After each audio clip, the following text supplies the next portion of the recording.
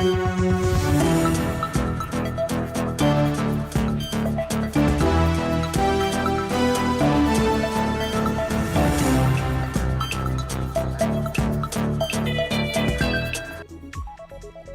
afternoon and welcome to News Now. We have a comprehensive bulletin on all the stories that are making headlines at this hour. But first, let's have the headlines.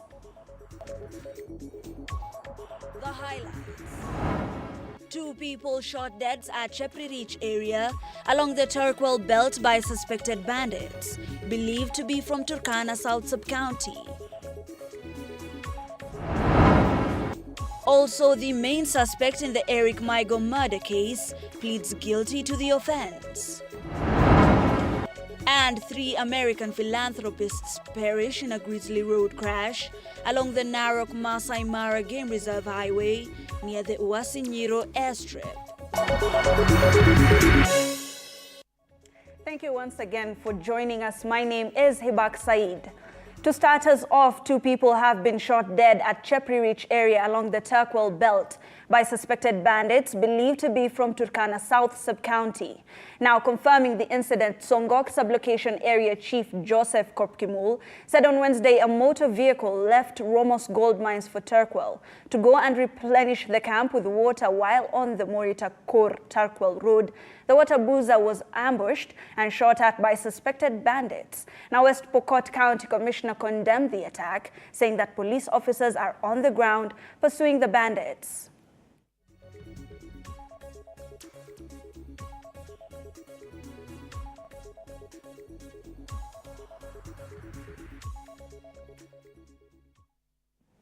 Now, the prime suspect in the murder of Nairobi Hospital Finance Director Eric Maigo and Adhiambo has pleaded guilty to the murder charges.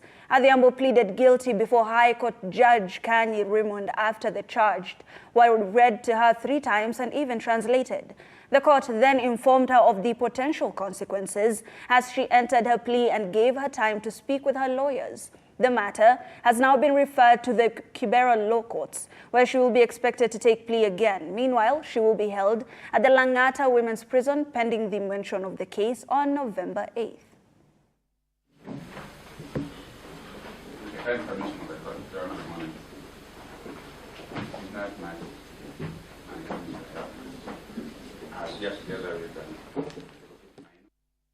Moving on, 3 American philanthropists working with Child Refugee Center, or Refuge Center rather, International have perished in a grisly road accident along the Narok Masai Mara Game Reserve Highway near the Uasin-Gishu airstrip.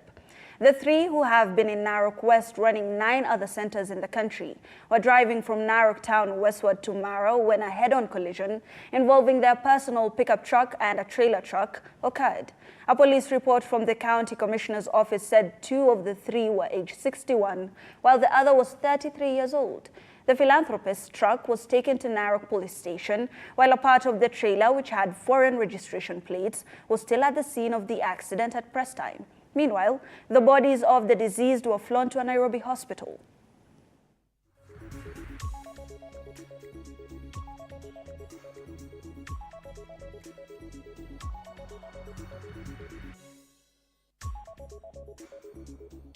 And President William Ruto has stated that he will deploy National Youth Service officers starting next week to secure the disputed Mavoko land in Athi River.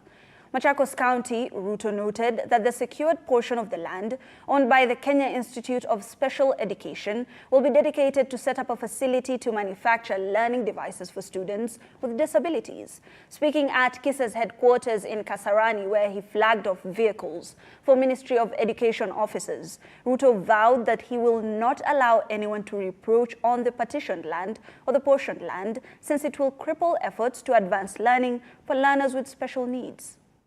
So, and he has requested me 2 things, that we need to manufacture more devices to support the children with special needs. And I quite agree that we're still importing many of the basic devices. And we have decided as a country that what we can produce in Kenya, we should use the human capital we have the resources we have, the raw materials we have to produce them in Kenya. And I agree that this is one area that we need to produce devices that are used by our children with special needs here in Kenya. They already have a piece of land, it tells me in Mavoko. I will make sure that that land is secured. I'm told there are some people hanging around there. I will deal with them. So we will secure the land. I will send the National Youth Service next week to secure the land. And I want to ask our members of parliament who are here that I'm going to adjust my budget again. I will knock off a few things, including the travel allowances and many of the things that are in there, so that I can find 500 million shillings to give it to start the manufacture of local devices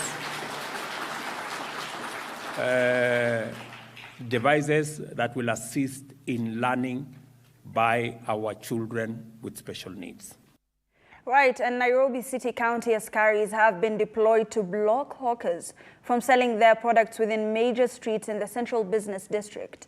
The move comes one day after Nairobi Governor Johnson Sakaja ordered them to vacate the city so as to reduce congestion. However, the decision has received concerns from a section of hawkers who now complain over lack of proper measures to ensure they also earn a living and take their children to school. Meanwhile, a number of them were arrested in the morning as the crackdown intensified. Now, Nairobi Governor Johnson Sakaja Wednesday held a meeting with a section of inspectors manning the CBD and a representative of hawkers in the capital city. The move, which he says is to decongest the city and at the same time provide space for parking. Nonetheless, his decision is also seen as a strategy to address insecurity challenges in the capital. Babu itafanya mtoto asome, mtoto akule.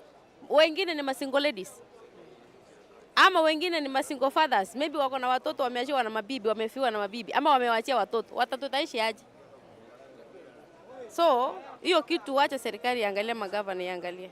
Sababu hatuoni maisha ikienda sawa. Ama tuibe. Na tukiiba tukiuawa watoto wataishi aje? Kwa peo tu masaa yao ya kufanya kazi. Pia hao ni binadamu, wanahitaji tu kukula na maisha yao isonge mbele. Sababu ningesema tu wapeo masaa yao ya kufanya kazi. Juu tukatai wanazuia barabara kidogo. Lakini pia hii serikali walichangia kuipea kura sana. Na kama ni kuwaondoa kuwe na pahali wanawapeleka. From the central business district of the capital to Kakamega County, where Catholic Diocese Bishop Joseph Obanyi has banned prayer services in Catholic-sponsored schools across the country. Speaking at the diocese headquarters in Mukumu, Ombai explained the decision, adding that some of the schools have witnessed weird behaviors among the students. Immediately after prayer services are conducted in the school, a case study being the recent events witnessed at the Eregi Girls. The Mill Hill Missionaries, St. Vincent de Paul, na hapa pia tumebarikiwa kupata jubilarians. Hivi karibuni tumekuwa na mambo mengine ambayo yanafanyika katika shule ambayo wakati mwingine hayaeleweki. Tunataka kusema ya kwamba shule ni mahala ambapo watoto wetu wanasaidiwa, wanakuzwa ili waweze kusoma, wapate elimu, waende mbele. Sasa yale mambo ambayo mengine yanaingizwa na watu kutoka nje ambayo yanakuja kuwakanganya watoto, hayo hatutaki, na kwa shule zetu sitataka kabisa, na nikikupata ndipo utanitambua. So keep off my schools. If you think you want to have a way of worshiping, when you come to my schools, there is only one way. Na ni mapadri wako pale na wanafanya hiyo kazi. If you want another way of doing things, go build your school and do that, and I will not interfere with you. From Kakamega to Kericho County, where residents of Kabitungu village have now come out to blame their area leaders of sluggishness when it comes to mending the bridge connecting Bureti and Bilgut constituencies. The bridge, which residents claim is a death trap, has planks of wood that covers holes in the bridge. They have also said that border riders find it difficult to use the bridge as they endanger their lives and the lives of their customers. They want Roads and Transport CS Kipchumba Murkomen to intervene and ensure the bridge is completed. Tumesupport kuweka nini mbao ili watoto wafuke waende shule. Tuko na watoto wenye wanasoma Kabutungu Secondary. Watu wa bodaboda wakikuja na mzigo yao wanapeleka kwa soko hapa Kabianga, wanaanguka hapa. Watu wengi wamefariki kwa mtoni. Na hii maji ya Regonget, hii barabara ni mbovu na tuko na watu wenye wanatumia hapa kutoka huko Bureti wanaenda Deri Kabianga. Na kuna barabara hapa imechengwa na iko na daraja naye ndio hii imelala na pesa imeingia hapa.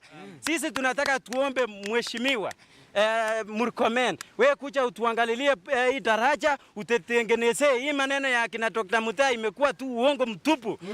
Tunajua wanaweza wachukue waweke hii daraja ikue priority ya kwanza. Elsewhere, drama ensued in Kiambui area, Kiambu County, after residents decided to conduct a door-to-door operation in search of illicit brew dens in the area. One of the brewers threatened them with a panga as they continued with their search. Now, the angry residents have blamed the chiefs and police officers in the area for taking bribes from the dens and the brewers. They have said the illicit brew is a menace to the youth in the area and have urged the residents to help in curbing the making and selling of illicit brew in the area. Tumekusanyika hapa sababu tuko na hasira na tumekasirishwa na ile vitendo inaendelea katika hiki kijiji, sababu pande hii yangu ya right ni mboma moja tu ambayo inafanya biashara ya pombe na kuuza miadarati. Na wakati moja assistant chief alitusaidia sana, tukafanya kikao hapa na tukaandress hii issue, lakini baadaye pombe imezindi ikakuwa mingi na vitisho na hata wizi ikaendelea. Ndio hii hapa. Mimi ndio niliibiwa kila kitu kwa nyumba. Niliibiwa kila kitu, hata sasa naranga kwa wenyewe, ni kwenye naomba kwenye nalala. Na kenye kimefanya niibiwe ni changa inauzango hapa neighbor. Tumejaribu kupigana nayo na tumeshindwa. Hata tunatishiwa maisha tukiambiwa mwenye atajaribu kumaliza changa atafukuzwa huku. Tuliambiwa siku nyingine simama hapa katikati ya yenu nikisema sisi tumechoka na ule ulagai uko hapa area hii sababu ya ile pombe inauzwa hapa. Chang'aa na bangi ile inauzwa hapa. Wakati mmoja mimi nilifamiwa, nikaibiwa kila chochote nyumbani, sijui ni nini wanawekea dawa ile wanawekea watu usiku. Moving on, Queen Maxima of the Netherlands is in the country to experience how tailor-made digital loans of the Medical Credit Fund have enabled female health entrepreneurs to expand their clinic and drive access to quality healthcare to their local community. In her capacity as the United Nations Secretary General Special Advocate for Inclusive Finance for Development, she will also be assessing the collaborative effort between Medical Credit Fund and Zamzam Medical Services, she encapsulates, the essence of how digital loans, entrepreneurship, and quality standards can be leveraged to enhance healthcare. This is critical in Kenya, where private SMEs like Zamzam Medical Services are a key component of the healthcare system.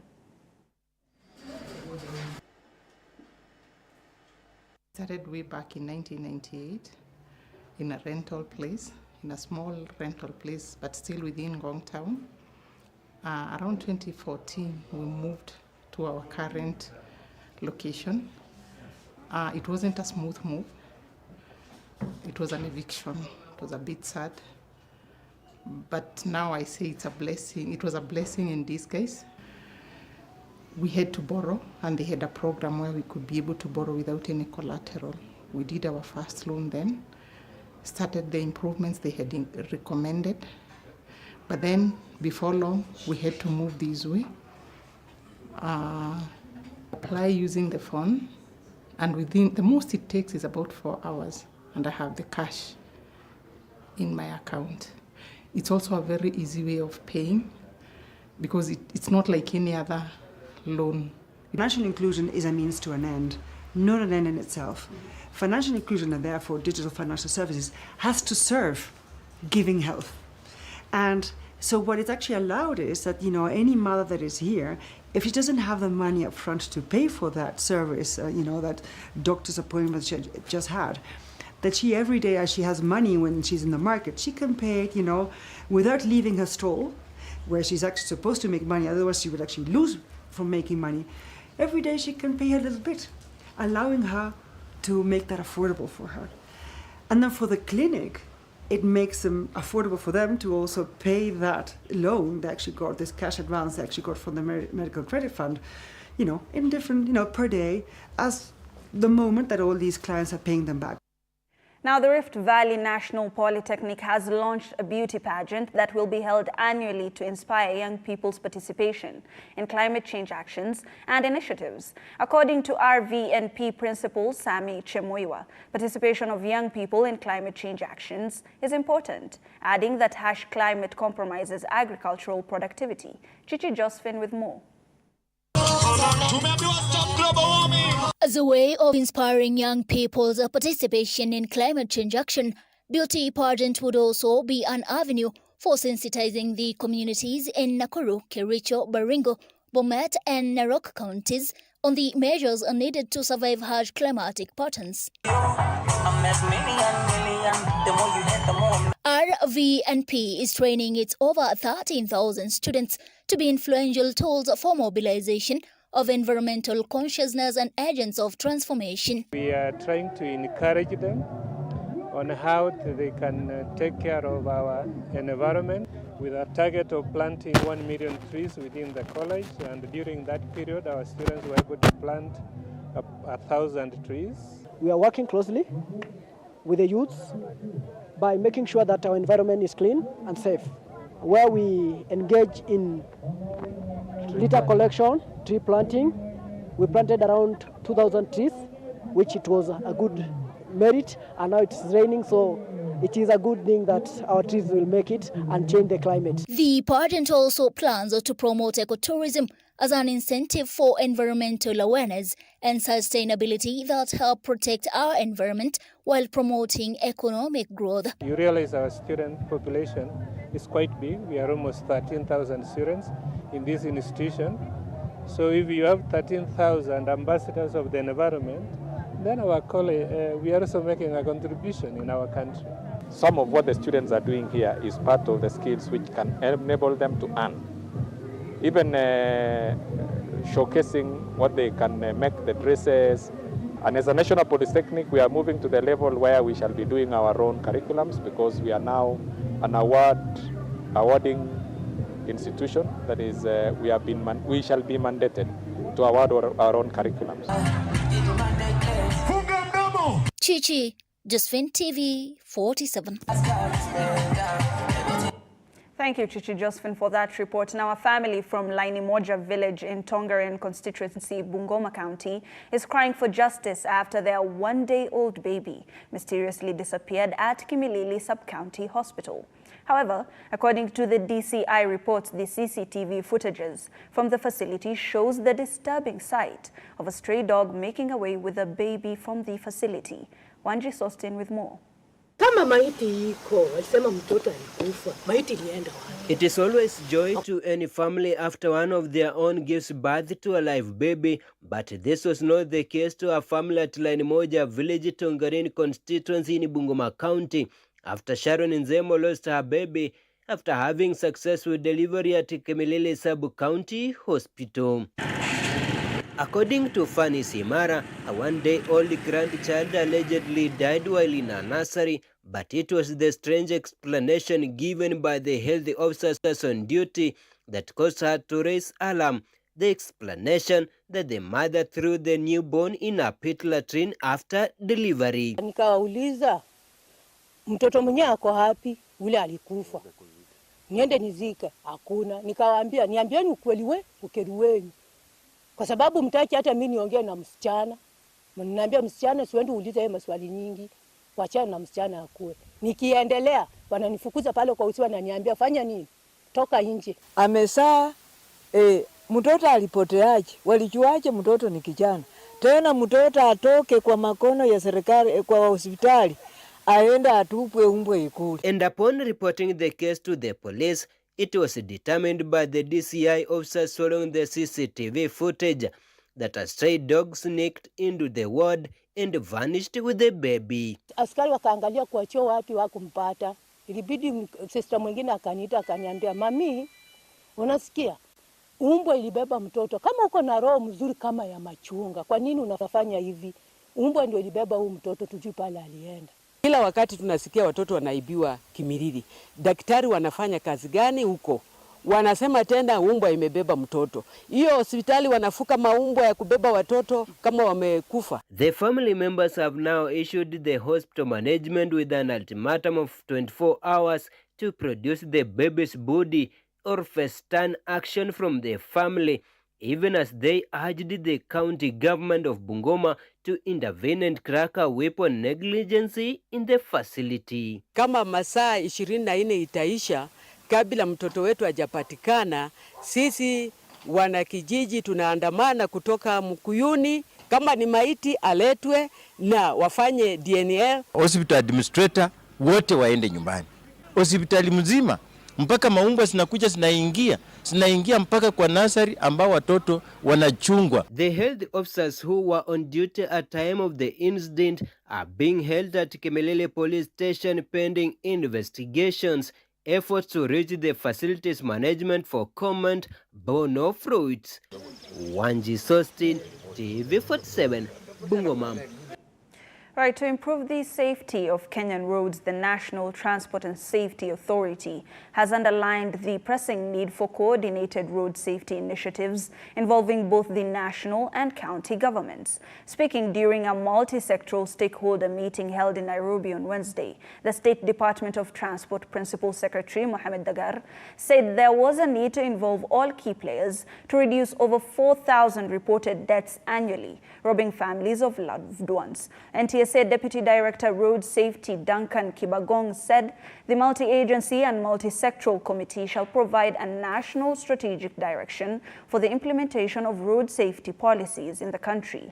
The National Road Safety Action Plan for 2023 to 2027 aims to achieve at least a 50% reduction in deaths and severe injuries in designated high-risk demonstration corridors and urban areas.